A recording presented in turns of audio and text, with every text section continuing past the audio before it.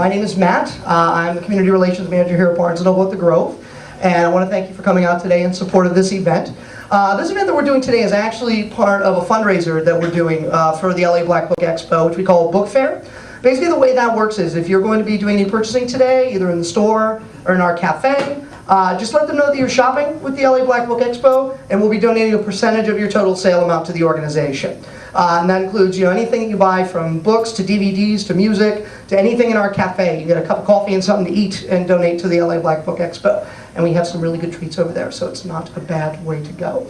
Anyway, first I would like to turn it over to the Executive Director of the LA Black Book Expo, who's going to tell you a little bit about the organization and introduce our panelists. Please give a warm welcome to Charles Chapman.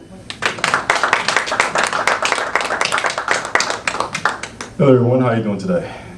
That's good. Well, most of you, some of you know me because I invited you by email. I bug you a lot by sending emails to you. But my name is Charles Chapman. I'm the Executive Director of the Los Angeles Black Book Expo. This is my third year.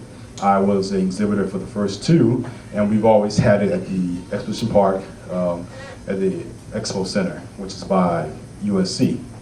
I accepted in 2006, and really the LA Black Book Expo is an event which has sponsors the best in African American literature. We have panel discussions, we have something for children, the children's area, and we also have a spoken word. So we have had these events for years, but really no one knew about our event, and we're still trying to get the word out. That's one of my goals as being the executive director, is to show you that we have panel discussions, conversations, the children's programs, things like that. So today, this is our first part. The first time we're having a partnership with Barnes & Noble at an event like this. But this is not the he said, she said relationship panel is not anything new. We had this for the past 2 years now. We started the Crash Uni Center in South LA, and we have received a good response. We took a show on the road to San Francisco last year with Pearl Jr. and another one of our former committee members, Larry Kelly Johnson Red. And we had a good response there. I was a moderator, and Nikisha has done this before with us. In fact, she did it for our Book Expo America. We did it for a reception for Book Expo America participants last year, and that went over very well. In fact, we had the people from the African American Pavilion still singing praises about that, even to this day. So I hope that you folks will enjoy today's edition of our relationship panel. You might hear something, you might help you out, but again, Nikisha and the panel will definitely share some wisdom and insight, and I'm just going to step back and let Nikisha run the show, and she'll introduce the panel. Thank you very much. Thanks, Charles. Okay, I'm going to set this down because I have on a microphone. You guys hear me okay? Yes. Okay. Just quickly, as Charles mentioned, we got started with the relationship he said, she said forum. He got started with it a couple years back, and I had the opportunity to participate on the panel about a year ago. From that point, Charles and I had forged a relationship, and there's been some other events that have taken place, and he knows that this is my topic, this is my subject. So when something comes up about this, he tends to give me a call, see what I think, see if I'd like to participate. I'm usually very excited about participating. Any opportunity to share in conversation and discussion about relationships and love, in particular within the African American community, I'm super excited to do it. But as we know, this is not just an African American issue. Relationship issues in our community, period, across the board, are big deals, very serious, and sometimes we kind of talk about these in more, light fashion. Lightly, we joke about it, we kind of say things, we know the realities, but we don't really talk about what those issues are. We know that a lot of people are suffering. Men, women, across races, across nationalities, not even just here in the US, but we're talking about what we know, our personal experiences and so forth. So when he called me with the opportunity to discuss relationships at this particular event, I thought it would be fantastic. I'm super excited about the growth of the LA Black Book Expo, working in conjunction with Barnes & Nobles. That's super duper for an event like this, to start really small to promote literacy within our community. So thank you to all of you guys, as I mentioned, for coming, just for giving a little bit of your time to come out and support this event, because we are usually like, well, why don't we have this, why don't we have that? We do, we just don't necessarily know about it. So from this point, we share, it grows, it gets bigger, and then more writers develop from that, because typically the people that are in the audience are like, I have a book. Everybody here probably has a book that you want to write, or that you thought about writing, or maybe even starting. But you come to these kind of things and you see the reality of the experience that people who have written books have gone through, and you might, be inspired to do something yourself, or something else could come from this. Who knows? So, as he mentioned, we have the luxury of having a pretty distinguished panel up here, and I'm going to share with you a little bit of what they have written, a little bit of their background, and then we're going to go ahead and get into some discussion, okay? Is that all right? Everybody comfortable? Yeah, everybody can hear me okay? I'm usually loud. I'm trying not to yell since I have the microphone on, but this is helpful. Okay, so I'm going to go ahead and start with the end down here. We're joined today by Mr. Michael Lockwood. He is a best-selling author of this book, Women Have All the Power. Too bad they don't know it. And he's married and has 3 daughters, which is part inspiration for the book. And the quote that he's used in this book is, think of a man as a beautiful grand piano. When played by an untrained hand, all it produces is noise. But when stroked by an expert, the results are amazing. So we look forward to hearing what Mr. Michael has to say with us today. Okay. Next, also joining us, we have Mr. Aliman Williams. And Aliman has been married for over 14 years. He has 4 children with his wife. We have to make that point. And he's the author of a book called Wisdom of Wealth that was released last year, 2008. And it is primarily about the role that economics and financing plays in our success in life, which also is a very important issue with relationships. So we're glad to have Mr. Aliman Williams here with us. Also, we have Paula. I got that. Yes. Paula Hawkins, P.R. Hawkins. She is the author of 2 books here, Keeping Up with the Joneses and Ain't Nothing Down About It. Both fiction novels, correct? Yes, ma'am. And I'm going to read the little introduction that she prepared for me. She explores love in its many facets in her 2 novels, the 2 that we just discussed. Even though one book explores an alternative lifestyle and the other a more traditional one, her overall idea is simple. Love conquers all. And so we've all probably pretty much heard that before. Currently promoting a short film. She just showed her film at The Pan African Film Festival. Yesterday and a couple days before that, so that's fabulous. She's taken it a step further at the Culver Studios. She admits that romance is always a fight. So we're going to have definitely lots of interesting pieces from her today. I can guarantee you that if you've heard just a little bit of her talking around here, she's going to be a pleasure. Thank you so much, Paula, for joining us. We do have 2 other authors scheduled to be here. I'm not exactly sure what time, flight delays, that sort of thing, so I'm not sure if they'll make it, but in the event that we do, we'll introduce them at that time. I am also author of 2 books. They're back there. One of them is called I Want It Now. The other one is called So Good It Hurts, The Pain, the Fight, the Love. It is about love and relationships, so the title, like, So Good It Hurts, what else could it be about? And I am also an Essence best-selling author, and I've written about the topic for a couple of years. I have an additional book called I Want It Now, Discover Your Passion in Life. It's a book about reaching your passion and just being happy. So I also have that in the back, and I also have a DVD called Real Talk Love, where men and women get together in an open forum and talk love and relationship issues. Real talk on love and relationships. So that's what we're going to do a little bit of today, real talk with these very fine panelists. So let's welcome them all here.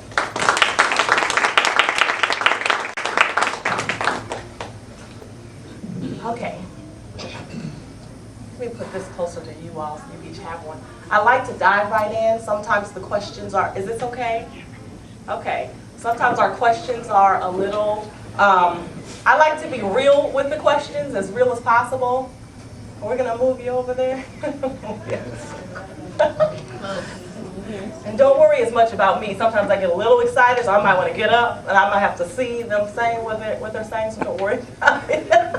But feel free, if you have questions, to kind of make mental notes, and we'll have the opportunity, once we ask some of the questions, to participate, okay? If you guys have something that you really want to know from these authors, okay? So I'll start off with the question, why did you choose to write a book about this topic? What inspired you? So we'll go ahead and start with you, Paula. Well, actually I wrote the first book because I had gone to a party with some girlfriends, well, one girlfriend actually, and we were at the party and we were the only women in the party. We were the only women there. And my girlfriend was so incredibly excited. She was like, have you ever been in a room with this many men? And I went, no. And she said, girl, they're all here for us. I said, no, no. And so actually, the funny thing about Ain't Nothing Down About It is I actually wrote it 20 years ago before we knew what the download was. But it just sat in my closet until I submitted it and it got published and everything, because that was why I wrote the book. I said, what if there's a whole world where there are men and they're having affairs with other men, but people think that they're not? And I was told 20 years ago that there was no such thing, that I made it up. It couldn't possibly happen. So I wrote the book, and then 20 years later, it's a book. I mean, like in 4,000 Walmarts, you know, so somebody is reading about it. So that's what inspired me. And the other book, it was just, I was mad one day, I didn't have a date, so I sat down. Thanks, Paula. Okay, Mr. Williams. Basically, it inspired me to write my book was, I grew up in Los Angeles, California, and there was a time when I used to see a lot of broken up families, and I've seen black men get a bad rap of not taking care of their kids, not taking care of home. So I was able to learn some principles that learned some principles from going to church that I practice and use in my life. And I used those principles, and they worked for me. And I had a successful marriage, I had a successful business, and I started making a lot of money, more money than I ever dreamed. I got my real estate license, and it blew my mind on how much money a person can make. And I had to relate it all to those principles that I learned. So I said, wow, if I would have known this when I was younger, how far would I have gone? So I wanted to put it down on paper so I can leave it for other people to be able to read, because it doesn't have to be that hard. Your relationship doesn't have to be that hard. Your finances don't have to be that hard. And your life doesn't have to be that hard. You just insert principles that if you use them, they will work. Okay, thank you, Mr. Ali. And Mr. Lockwood, will you share, please? Okay. Again, the title of my book is Women Have All the Power, Too Bad They Don't Know It. And the subtitle of that book is called Secrets Every Man's Daughter Should Know. So what motivated me to write this book is that I was married for 7 years and divorced, single and dating for 10 years after that, and now I've been married again for the last little less than 4 years. So I have 2 teenage daughters and I have a 1.5-year-old, all girls. And what I was doing when I was single, I was going on, I was between 30 and 40 single. So going out on dates and dealing with different people, and and I would come home after just disastrous dates. You go out and you're just like, you know what, if she would have told me that she was crazy up front, it would have saved me a whole lot of time. I wouldn't even gone out on a date with this woman. So what I would do is I'd come home and I'd write notes to make sure to tell my daughters. I was like, make sure to teach them to never do this. And so I would write those notes to myself, and what happened is that over the years, I collected all those notes, and I put it in a book form, and I gave it to my oldest daughter for her 16th birthday, and that was her prerequisite to start dating. So I had no intentions on publishing the book, and my mother, she gave me this look. She was like, you know what? She said, it's a shame that you gave these babies this book, and knowing that how many women are out there that don't have a father like you. And that number in our community is actually 70% of all the African American children born in America are born in single parent households. That's a crazy, staggering number. So that means that Our kids are growing up without a father being present, and that leaves our children, daughters, sons, to deal with relationships by trial and error. So that's what motivated me to write my book. I had 3 girls, and I really wanted to talk to them straight about men, talk to them straight about relationships so they could be successful. And it's just one of those things. I just said, hey, I like y'all, but I love them. And I wouldn't tell you anything that I wouldn't tell them. And basically the book as it's written is written to my daughters and to the rest of the world. And it's just turned out to be an Essence bestseller, and it's done really, really well. And it's only by the grace of God, and that's my motivation. Thank you. Okay, and we've all gotten to see another panelist has showed up. This is Anthony Rucker. So please introduce yourself, your book, briefly, and then tell us what inspired you to write the book. Okay, well, she already introduced me. My name is Anthony Rucker. The name of my book is Relationship Cookbook. And what inspired me to write the book was a combination of things. I was a tutor in college, and they used to send me everybody who couldn't pass. Like, I was like the last ditch tutor. Like, if you could pass, go to him, he can help you out. And at one point, I was trying to figure out why I was getting results and other people weren't. And I realized that people tried to teach abstract concepts and then teach you the tangible concepts. And I did it the other way around. I would take things that you knew, build relationships, and then teach you about your subject matter. So when my friend was like, you need to write a book on math, I'm like, I'm all mathed out. I don't want to see another math book. I have to write about something I care about. And I've always cared about relationships and happy people. I believe more happy people breed more happy people. And if you have something, you're supposed to share it. So I took cooking and eating, which was one of the main tools I used to teach all the other subjects, and I wrote a book on relationships. And I believe what it does, it gives you 100% practical application, no matter what point you are in your life, things that you can do to enhance, repair, and create the life that you want. Because unlike a lot of folks, I don't believe that it's haphazard. I believe that you can command a relationship, command the person you need, not necessarily just a person you want. And that if you live on certain principles, just by the law of equal but opposite reaction, you're going to get what it is because your life deserves it. So that's the nature of my book. I teach people how to deserve the relationships that they want and to get them. Great. Well, don't we have a distinguished panel? Something that I'm sure is very interesting to all of you about this panel on relationships is that we have more men talking about relationships. We did have another woman invited, but I think it's always fantastic to have the opportunity. As you look around, you'll see more women in the audience. So it's nice. Some of them are married. These guys are married. How many of them are married? Yeah. But I think it's always good to hear from the opposite sex some of what their insights are, because we come up with all kinds of reasons for things and what we think and why things are without always getting the opportunity to hear the other side's perspective. And if there is no other side around to give you that perspective, then how do you get it?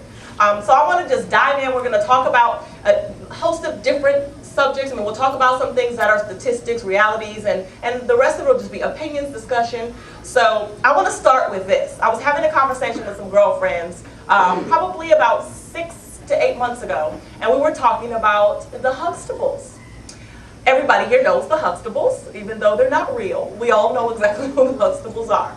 So I wonder, I'd like to get your guys' input on this. What was the standard set by Claire Huxtable realistic for black women? And did she help or hurt the community? What do you guys think? Who wants to start with that? I'm sorry. I just felt like I had to say something because I really believe that she was a realistic person.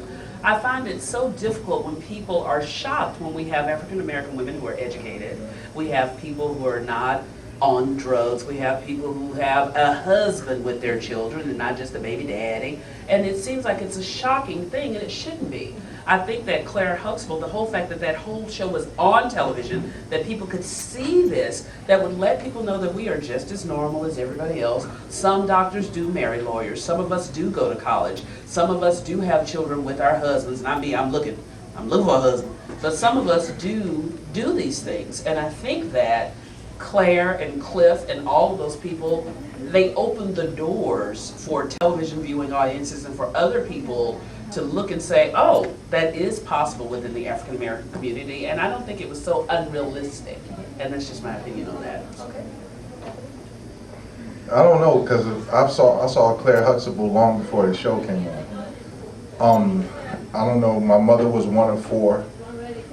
One is a doctor. My mother was actually in line for Postmaster General. There were 2 nurses, all practices. My cousin, they used to call them the Huxtables. 4 children, all of them first and secondary degrees. Father was head of surgery in Cleveland, best OBGYN. My aunt owned a real estate company. I mean, that's what I grew up around. And then if you go back into history, from the Ida B. Wells to the Harriet Tubmans to the Fannie Lou Hamers, I mean, that's all I saw. So I really didn't understand that question when they started talking about the Huxtables. It's like they disjointed history and act like all our legacy and history never existed. Like when I heard the new black woman, this new independent, strong black woman, I thought that was the biggest insult to my mother, who started at the bottom of the post office and was actually the first black person and black woman in line for Postmaster General. Like, that didn't count because nobody knew about it. You know, so I don't get the discussion. I think this is part of a bigger discussion. It's the pathology of black folks and what we've accepted from cartoon fiction as it relates to our real lives. I mean, I grew up around that. That's all I saw. So I was like, that's Aunt Carol, that's Aunt Jicky, that's Uncle Teddy, you know. It wasn't anything far away. I was just happy that, for once, that I thought they really depicted what goes on in black households. Because if you look at any culture, they all have the derelicts. It's just they don't get mainstay all over TV and all over media. Our derelicts get mainstay, and then our heroines and heroes, well, we get 5 minutes. So then all of a sudden we start having this discussion whether our heroes are real. Okay, anybody else? Yeah, for me, I was in high school when Huxtables came out, so it was a piece that helped shape my relationship that I have today. Because I saw, actually I've been dating my wife, we dated for 6 years before we actually got married. But I actually used to pay attention to the Huxtables. And I used to just watch how he treated his wife. And I used to really, really pay attention to that. And then when I used to go over to my wife's house before we got married, then I used to watch her father, how he treated his wife. So my family is anyone married? I think maybe one person might be married. So it was a lot of people that were not married. So I would have to say that the Huxtables helped me, and it was a part, because it gave me a goal and the aspiration to shoot for, and not just settle for just, you know, having kids. You've been places where you've seen kids just all out of line and won't be quiet and knocking down stuff. Well, I have 4 from 4, 7, 10, and 13, and everywhere I go I always get compliments on how mannerable they are. So I would have to say yes for me. And I have to add, you know, there's always one dissenting or contrary view, and mine isn't necessarily dissenting, but what it is this, is that the Huxtables, I think, are very real, for one. And I, like most of the panelists, I've grown up with it. I see it. But the difference in what the Huxtables depict and what's going on today is the fact that you have a strong black woman who has a career, but her primary focus is her family, not her career. The show shows Claire in particular as a mom, as a wife, and she fights to keep her family going in the right direction. She keeps the kids in the right direction, including her husband in the right direction. And today, I think the problem that we're having in our communities is that we are so concerned with chasing the dollar, and especially with, I'm not going to say especially, but because I focus on women in my book, I look at women and I'm saying, hey, accomplished women today are looking for accomplished men. But the thing is, accomplished men aren't necessarily looking for those accomplished women, because an accomplished man has, typically, he's doing what he wants to do, living where he wants to live, driving what he wants to drive, and so he's living the life that he wants. And so when you have a woman that approaches you and she says, hey, look at me, I've got it going on. I've got my degree, I've got a house, I got the Benz, I got all this stuff. But But to most accomplished men, that's not what they're looking for. You have to bring an accomplished man something that he doesn't have. And that's a wife, a mother, and being able to take care of the things that he doesn't have in his life. So I just see Claire Huxtable as being that woman who can have the career but puts her family first, and I think that that's one of the issues that we have in our communities is materialism. Okay, good. And I'm going to add that I pretty much, I think, sort of like you, Michael, and I think that a piece of what everybody said is actually, you know, obviously right. A piece of that truth exists. For me personally, there were no Claire Huxtables around me to that standard. There were definitely strong black women. There were strong women that I had the opportunity to see. And I also had the opportunity to see some relationships, nothing like Cliff and Claire. That wasn't necessarily my reality. But I speak about Claire, and I was having the conversation with my girlfriends with regard to Claire, and I didn't necessarily bring that conversation up. We were just talking about it. But Claire was beautiful. Claire definitely took care of her family. She had her husband in line. There was no, this idea that she wanted to be the man because she was strong and she had the money and she had a great career, and she seemed to be definitely very happy and in control. But today, there definitely is sort of this imbalance. Like, okay, can we actually be Claire? Can we exist as a Claire type figure? But I don't want to stay on that. It's just one of the reasons why I wanted to bring it to pass. I want to move on to the next question. Just kind of get us thinking about some things. But statistics say that 43% of black people are not married or not likely to marry. What do you guys think are some of the effects of that? I mean, how's that going to affect the community at large? I'd like to start on that one. Okay. Because to me, specifically that one, that's the one that drives me the most. And the thing is, as goes the family, so goes society. Until our families are strengthened, our societies will never be strengthened.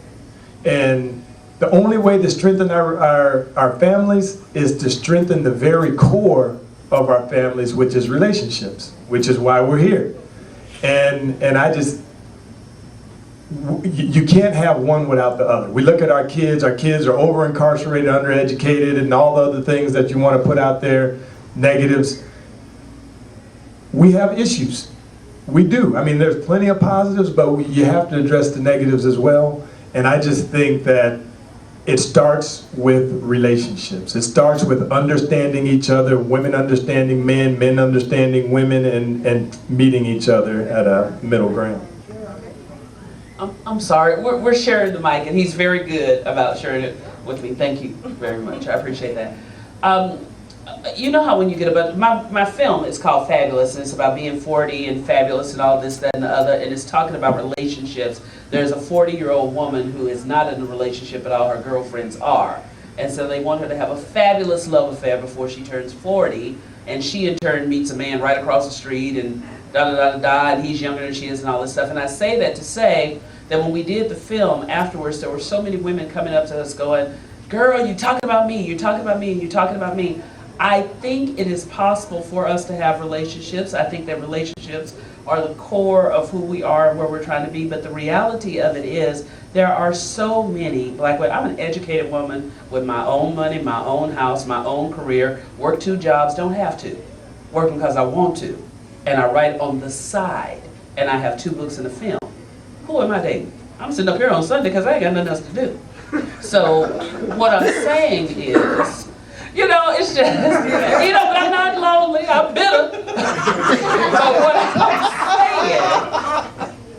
what I'm saying is we have to think about the realities of what's really going on. I was listening to this young man here, and he was saying that, all those accomplished people that you were surrounded by, and they were women. Honey, good for you. When I was growing up, I looked around, and everybody had a grandmother and a grandfather, but everybody didn't have a mama and a daddy. You had a mama, because she was taking care of everything.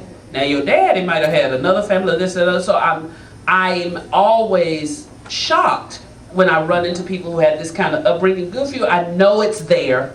I would like to see more of it. And I know that if we work on the relationship and the core values and this, that, and the other, it can turn around and it can change. But the reality of it is we have an audience full of women. Where are the men? Where are they in this panel on relationships so that they can hear what's going on? We here with the same people we with everywhere we go. I don't know y'all, but you know, I feel like I do, girl. I feel like I do. It's always the same thing, a room full of women, and then we have these accomplished men who are you married? Oh, hell. I'm done. I'm just done. Every man on the panel is married. I'm going to sit out with me. Come back here. You come back here. Come on. Okay, and let me just add real quick, let's keep the answers a little short so we can get to some more questions, because I want to get your guys' input on a lot of different things, okay? Yeah, one of the things that I realize is that is a very major problem. Because one of the things that we have to realize is everything reproduces after its own kind. So basically, that lets there's someone in that becomes conscious, realize that he doesn't like this situation, and does something different in their life to accomplish something different. So if you come from, and I'm speaking from my own experience, out of all my friends, maybe one person that is actually married. But I saw something different. I became conscious because I could have went down the same path. We didn't live together before we got married. We didn't do any of those things because I came conscious and she stayed conscious. So the point I'm trying to make is everything reproduces after its own kind. So if you have 43% of the population shacking up, living together, then the next generation is going to do the same thing, except for those rare exceptions that become conscious and make a change and say, you know what, I'm not going this way, I'm going this way. I'll shack. Shack up with somebody. Okay. Let's keep it real, that's what we're trying to do. And I I ain't gonna be no more good. Okay. Well, okay, I had to get my train of thought. Oh, I just heard you shacking and was like, what? One of the main things I always say is you got to study. Like brothers come up to me like, man, how come you don't have the problems that we do with our women? I said, because I study my woman. I have a desire to be well with her and good with her. I don't believe that it's innate in nature that I'm just going to figure her out. So I pay attention, I take notes. I deal with her like I deal with any subject that I want to be intimate with.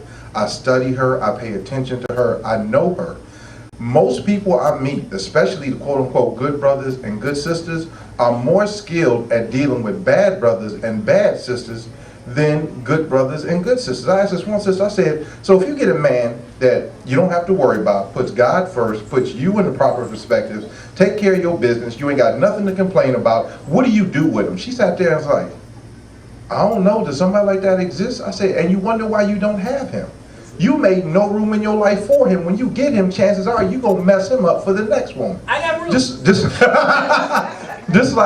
Just like most brothers mess up good women for the next brother, because what you say you want, you haven't prepared for. So it becomes a question of what you want, what you need, what you deserve, and are they the same thing? I'm sorry, there's a lot of folks who don't deserve good people because they're going to ruin them for the next person. If you want a good person, be a good person. If you want a great spouse, be a great spouse. But don't stand up there with $4 and say you want a $50 meal and then say the world ain't fair. Hey, man. Okay, Michael, you're gonna chime in on that? No, I gotta agree with him. He said something. He just said something, and I just want to give him positive affirmation that what he just said was right on. And I often come across people that have just that issue. Just that issue. They just don't understand to say, hey, you have to sow, as they say, you reap what you sow. Sow into your man as you would sow into your career.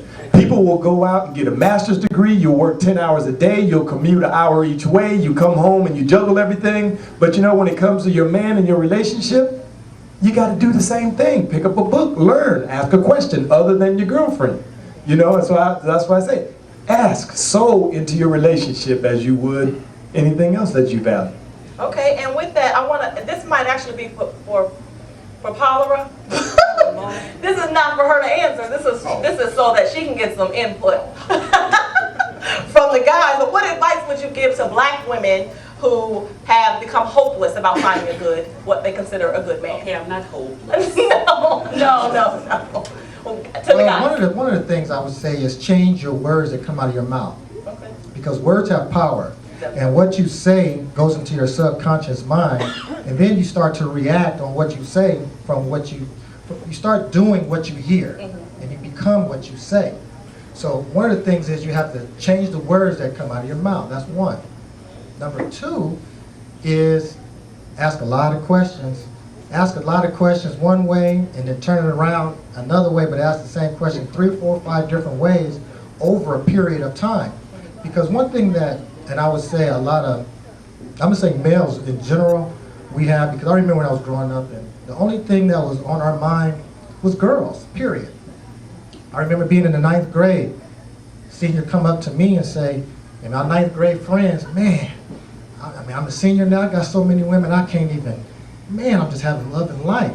So here I am in the 9th grade looking up to the senior, and he tells us, man, when you get to become a senior, get as many as you can. So these are the things that are going into our heads as young boys and young kids, is just have as many girlfriends and many women as you can. And then you hear men, our boys, our teenagers say, well, you know, I got this girl over here, she picks me up, she pays for this, she buys me that. So they start to think that that's an accomplishment because they have some woman buying them clothes or buying them things, but that is really nothing when you can't pay for your own. When you can't take care of yourself, you can't do anything. So those are some of the points that I really, really think that you have to really dig deep. And the only way you're going to dig deep and find where a guy comes from is spending a lot of time with him and asking him a lot of questions and dialogue. Okay, and I want you to answer this, Anthony, briefly. But before that, I want to make sure. I want to know. You know, let's not. Okay, there's the ideal. We know there's an ideal. We know that in any society, there's what exists. There's what the reality is. There's the ideal. But we want to talk about the realities because it's affecting us. If we just painted everything like, oh no, it's just this, it's simple, we wouldn't have the problems, right? So we know there's the problem, but I do want you to answer, Anthony, what do you think, you know, what is some advice you give to those women who, you know, who feel like... First of all, y'all probably ain't gonna like this. Piggybacking off what he said, change your words. The truth of the matter is you ain't gonna change your words unless you change your life. Your words are a reflection of your life. So this is a little exercise I tell people to do when they say what they want and what they get in two different things. Write down how you live your life, day to day, literally. What I do when I get up in the morning, where I go, how I live, I mean literally the day to day. Write down where you want to go in your life. Write down what you think about yourself and where you're going in your life, and then measure them. Because most people will say, well, I want a good relationship. If you look at their schedule, they ain't putting nothing in there for a relationship. At what point are you preparing for a relationship? Where does a man fit in? And this is some real advice for some women who have their own. It's not big to say you have your own. It's a new thing. My mother had her own and she didn't say nothing about it. Why? Because she thought it was an expected thing. So you've bought into this idea that having your own is a new thing. It's not. Sisters had to have their own because most of the men were getting killed on a regular basis. As far as doctors marrying, look at Malcolm X, Dr. Betty Shabazz. It's not a new thing. So what you got to do is realize that the place that your man will fit in your life is the one you give him. So if you say, I have everything I need, what is he? Okay. If you say, I have everything I want, what is he? And what does that bring to him? You got to really reevaluate what you're saying. You have everything that you need to survive and to sustain yourself. But you have to understand that when you throw out that kind of ideal, that you only need a man for companionship and sex, what if he wants more than that? What if he wants to commune with your soul? What if he wants to build a family with you? You've already etched that out. So you got to understand, you can't just go around saying that junk. Because seriously, there was a lot of sisters like, how come you never talk to me? I'm like, because you put me in a box this big and wanted me to fit in it, and I don't do that. I'm more than just my desires and that crap that you hear. Like, and this is one thing I don't think anybody realized when y'all talking about Claire kept Bill in line. Everybody said that, but nobody said, you know what? Claire balanced Bill. Bill balanced Claire, and Bill kept Claire in line. All I hear was this. So you want to, and this is the answer to the other thing. Why brothers aren't here? Because 99% of brothers, when you get in relationship conversations related to male bashing. When I go around and take my books to barbershops, the first thing I say is, this don't beat up on brothers, this just tells the truth. They say, oh, let me see the book. That's all I have to say. Because if y'all don't realize it, 99% of your conversation in relationships beats brothers down, demoralizes, dehumanizes them, and breaks them down to a base component of just urges, desires, and irrationalities. And the truth of the matter is, even if it's true, who want to hear you a bum for 3 hours and then be like, oh, you know, I got a lot out of that. Okay, so go ahead, Paula, where you wanted to add? I've lost what I was going to say in this, but I did want to come out. I know y'all, I joke a lot because I used to be a comic, but I am not desperate. Life is good. So, but what I do say, listening to the men up here, these are educated, intelligent men up here. I understand with relationships, there have been times when we have been approached by that brother, maybe he was shorter than we were, or maybe he didn't have as much as we had, or maybe he just got up out of jail, you know, in my case, or something, and so we had to think about it. I'm saying, I hear what the gentlemen are saying on stage, and I do believe it is important to watch what you say and what you are putting out there. I will say this to the crowd so you can understand. When I say things like, I have my own, this, that, and the other, I'll put it to you this way. I was in a relationship for 16 years, and when I bought my house, I was going to buy it if he was going to buy it with me or not. I'm buying the house. What I wanted him to say was, babe, I don't have the mortgage. I know I don't have this mortgage, but what I do have is the electric bill, the gas bill, and the cable bill. If he had said that, he could have been sitting up in that house with me. So it is not always that we are saying what you can't do for us. We are sometimes saying, well, what can you do for us? How can we make this work? If I got 60 and you got 40, we still got 100. You see what I'm saying? And the problem is that there are so many men who seem to think that we have a problem with you having the 40 and us having the 60. It's great if it's 50-50, but in the end, all I care about is the 100%, and is the mortgage getting paid, and do I have cable? That's all I care about. That's all I care about. But you know what, that has to be communicated because a lot of brothers don't get that. And it's not 50-50, it's 100 and 100. People bring 100%, 100%, and y'all got 200%, and that becomes Okay, the I new like one. that too, but all I'm You know, saying. no, I'm just Right, saying. right, I'm just saying that because That's a perspective, that's a perspective. yeah. No, I'm just saying that you gotta expect brothers to bring it all. It's not like you bring everything you have, I bring everything we have, and we see what we got. Okay, but yeah, I'm like, right, that's totally different. Okay, wait a minute, real quick, I'll let you add to that, Eileen. But one thing that I'm gonna do, I'm trying to make sure that our panelists get a word in, and I don't wanna put too much out, because I have lots of opinions. Those of you that have heard me before, that know me, know I'm real opinionated, and I definitely, oh yes, I am. And you know, I agree. I like for women to have the opportunity to hear men. I like for men to have the opportunity to hear women. So when I am in conversations like this, I want to give men the opportunity to say what they think, because so often as women we have these conversations with each other, but we just don't get to hear men. Now, Paula has pointed out, you know, we have 3 married men here on the panel. And married men obviously think a little bit different than men who are out there right now, who are often the men that single women are dating. They're not already ready, like I'm coming 100%, I have this, I got 40, you got 60, we good, right? This is not what we're dealing with. If we had that, we wouldn't really have the problems where 43% of us are just not going to get married, or where we need to go home and write notes down to our daughters because we know what she's going to be up against, right? But, so I want to ask some kind of quick questions, because y'all just ignored me on the quick answers, but I do want to know this. I want to ask you guys this. What, to the men, what are your #1 complaints about black women, married or not? Just what do you have a complaint? Something that you think is something that it seems like is an issue with black women. It doesn't have to be yours. It could be something you heard somebody say. I'll say one. I remember when I had bought this convertible, and she didn't want to ride down with the top down. To mess up her head. You know how much please. I got it, and I used to vision us rolling, and she's like, no, put that top up. So she's not free, just under.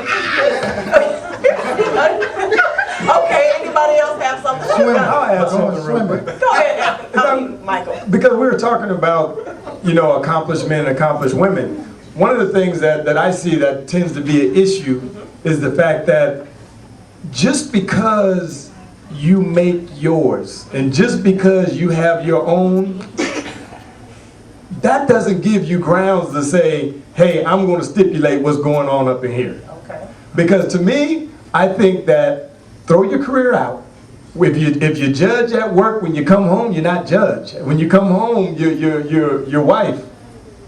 So I think that tends to be an issue. I see a lot of women that put that out there to say, well, because I have my master's and I got this, that, and the other, then look, you're going to listen to me and this is what is going to be stipulated. And my point is this, I'm saying, hey, you're a man, I'm a man, and you're a woman, let's just make this thing happen. It doesn't matter what you do outside of this house. Yeah, I got a problem with black women, but it's the same problem with black men.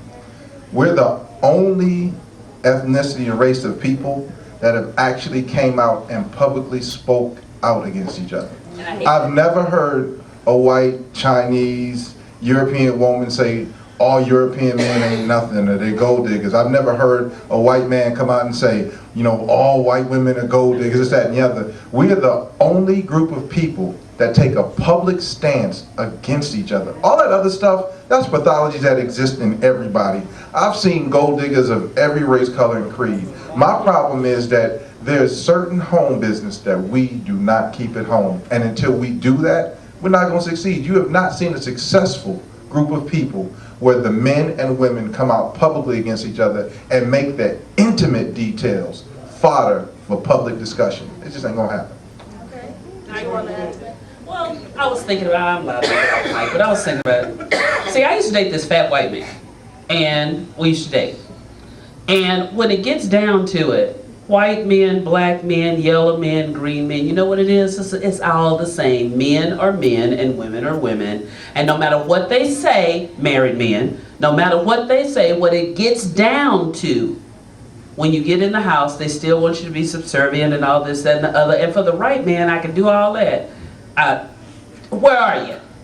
Where is he at? What is he doing? What do we have to do to make him realize that we're willing to do these things? But all jokes aside, not desperate, life is good, I want to keep saying that, but it would be nice to be able to share it with someone who is equally yoked, to be able to share it with someone who brings their 100%, to be able to share it with someone who says that we are doing this together. Because so many times in our relationships, based on these conversations where you see an athlete on television, because it's always athletes on TV, I don't date black women because I've never seen it anywhere else but them. I never saw a lawyer on TV say he doesn't date black women. It's always the athletes, you know. So I don't know what to say about that. I just felt like saying it.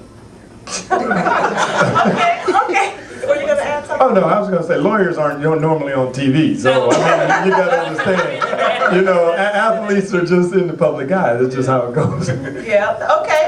So in our community, obviously, if you guys have studied relationships like I have, and I'm sure you guys that are on the panel have, and some of you also in the audience, you see a lot about relationships within our community.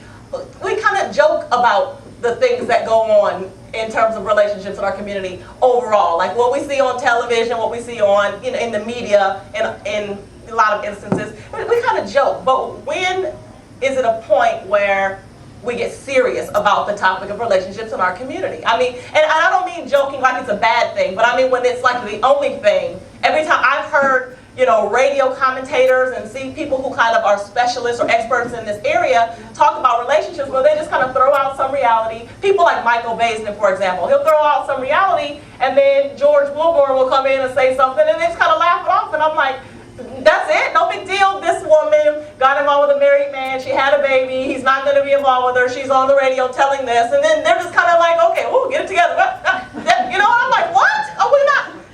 Wait a minute. There's a whole lot of issues that need to be addressed there. I'm wondering, when do we get serious about these issues and, really look to, okay, we know the idea, but what can we do at this point? Well, we're serious about the issues. The problem is the people who are serious about the issues and know enough about the issues to address them don't have the public eye.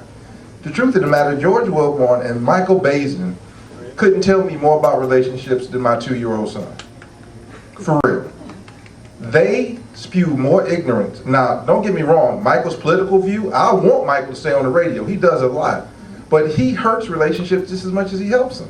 So the issue is you have people who don't know getting the mic based on personality. But personality don't mean you're intelligent. It don't mean you're smart. It don't mean you know what you're doing. Michael Baisden's been saying since he's been on the radio, I need a woman who's going to let me be myself. The question is, why would you be anything other than yourself with a woman? And how did you bend so low that you got there anyway? That wasn't her bending, you bent. You know, so I don't hear no problems with women. I hear problems with you. You got a brother?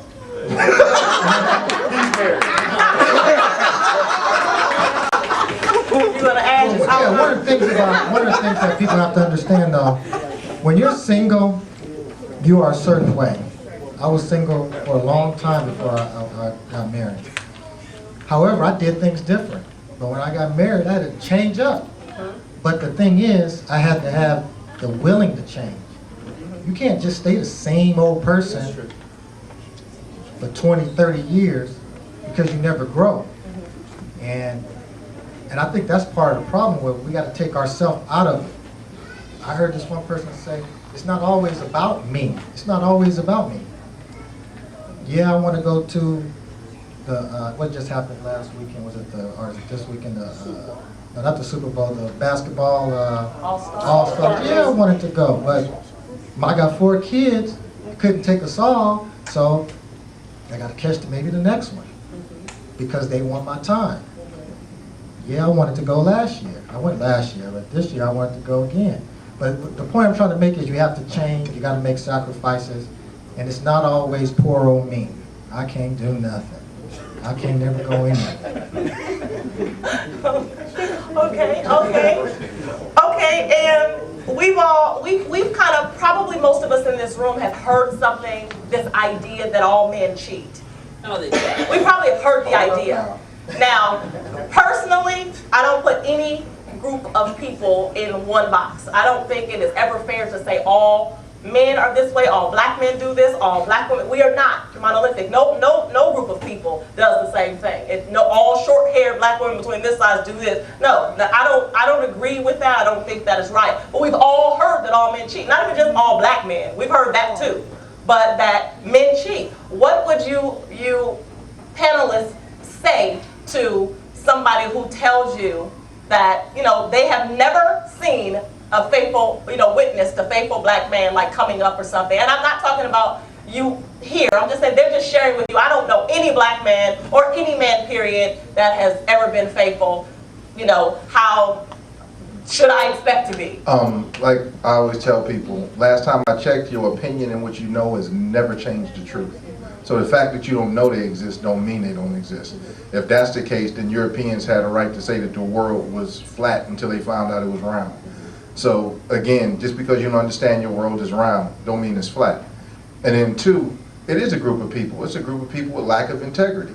And what we gotta understand is the reason that a lot of men find infidelity as an option is because we teach them young that it's an option. We teach them like, listen, you have no control over your loins or your jones, so it's natural for you to stray. It's part of your makeup. So after hearing this for 21 years, what does the dude do when he gets older? He thinks, oh, it's cool for me. So what we've done is we've just groomed a bunch of kids, with especially men, with no integrity, who think it's all right and will justify it based on what you taught them.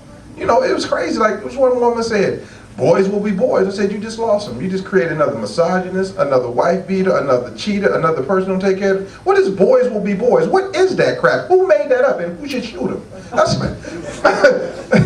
like if a girl was fast, well, girls will be girls. Let her shake her butt down the street. It's like, no, she's learning that from someplace, and you should choke the person who taught them and then choke them if they do it again. But we ain't choking boys. Come on now. We got sons dating 3 or 4 girls. That's my boy. Yeah, but then when he come home with 3 or 4 children, boy, why'd you do that? Who'd you learn that from? Want to go back to that commercial? I learned it from you, Dad. Okay, and go ahead. And to piggyback on what he said, I think the core of that mentality comes from the fact that men aren't in the homes. And so that's what you have to look at, is that you got to understand that these mothers are out there doing everything they can. You can love your baby as a single mother, and as a man, you can't raise a man without a man. You have to have a man at some point in his life, at somewhere, at some juncture, that's going to teach him how to be a man. And so when we look at our societies and you see mothers raising boys, mothers raising daughters, the boys nor the daughters can adequately grow without that male, a good strong male's input. So I think a large part of the problem is the fact that you don't have the men in the household to actually set a standard, raise those boys with some integrity, honesty, and say, hey, you're gonna have responsibility. Don't just treat those girls any old kind of way and have kids out of wedlock and do all that kind of thing. You have to have a father, men, and I think, again, that comes with growing and strengthening our relationships. Okay, I'm about to explode. I have to say something. Okay. I don't think that all men cheat, and I do think it's important to have a man in the household, but however, the reality is there are a lot of single women raising boy children, and not all of them stray, and that there are single women who can instill in their sons right from wrong and this and the other. They say it takes a village. The man might not be in the house. He might be your uncle. He might be your cousin. He might be the next door neighbor. He might be something, because you can always get some help. Yes, it is good to have a man in the house, but if you don't have a man in the house, I am perfectly capable of raising a son and a daughter and everything. I just can't keep a dog. We heard that conversation. Okay, raising them, taking care of them, making sure that they're sheltered is a whole different thing than raising a man. A man and a male are two different things. A male is no different than any other animal that roams the earth with no responsibility, reproducing with anyone that comes about. A man has responsibility and integrity, and you need a man to raise a man, period. And I'm gonna piggyback on that, but see, what we have to realize is our body is made up in three parts. We have a body, which is our flesh, we have our soul, which is our mind, and we have a spirit. So when those temptations come, our flesh is always gonna be like, oh wow, did you see that? Oh, did you see that? I have friends that still to this day, I can't even walk down the street without him talking to me. Oh, did you see? I can't even talk to him. Because he's always pointing out every big butt or fine face that walks across the street. But what will sustain you in those times is when you have a strong spirit. Because your spirit would be like, no, I'm not doing that. Or you don't even want to be around the conversation. I mean, we go into barbershops and it just goes. They talk about any and everything that goes in there.